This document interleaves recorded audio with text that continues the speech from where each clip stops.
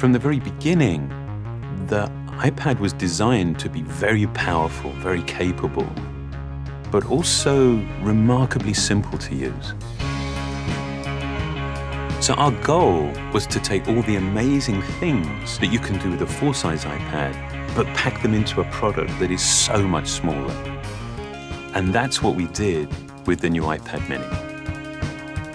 One of the things that makes iPads so incredible is that there's almost no end to what you can do with it. So when we decided to make the iPad mini, we wanted to make sure it had all the features that make iPad so magical. We began with a display that has the same resolution as the iPad 2. So all your apps and content look and work the same way.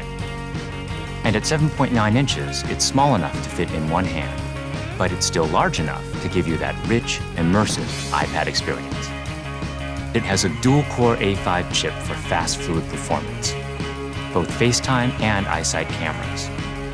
It gets a full 10 hours of battery life, and it runs more than 275,000 apps made just for iPad. These aren't scaled-up phone apps. These are powerful apps that take full advantage of iPad mini's beautiful display. You can access all your favorite music, movies, and TV shows from the iTunes Store. 1.5 million books on the iBookstore, and over 5,000 magazines and newspapers on Newsstand. And another thing we're really excited about is that iPad mini comes with FaceTime HD. Seeing your friends and family in high definition makes you feel like you're that much closer.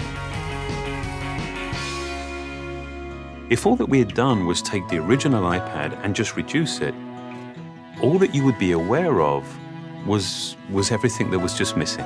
That there is inherent loss in just reducing a product in size. And what we did was we went back to the very beginning and we took the time to design a product that was a concentration of, not a reduction of the original. We felt strongly that 7.9 inches was exactly the right display size, but it became clear that we had to reduce the width of the borders so you can still pick it up and easily use it with one hand. We have continued to develop our unibody process. There are essentially two parts to the enclosure, the glass and the aluminium. And that junction where the two parts actually come together is incredibly important. The diamond cut chamfer meets seamlessly with the glass. And I think it's a beautiful detail that further reduces parts and actually makes it more durable. We also designed an entirely new smart cover for the iPad mini. By eliminating the separate aluminium hinge, we now essentially wrap the iPad mini in a single, simple colored material. The biggest challenge that we faced was incorporating all of these great features in a much smaller and lighter device. In order to do this, every part had to be custom designed, starting with the display.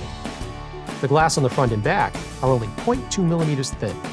The touch subsystem is a mere 0.12 millimeters thin. It weighs half as much as any we've ever done before. Beyond the screen, we took some dramatic steps to maximize interior space.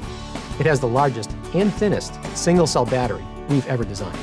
We designed a smaller motherboard to house the powerful A5 chip and built in the new, smaller Lightning connector.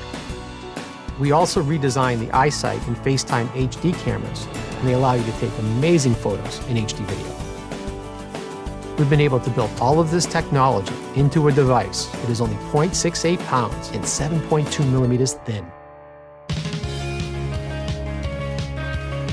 All of these efforts combine to make a product that is incredibly thin and light and has absolutely remarkable levels of fit and finish.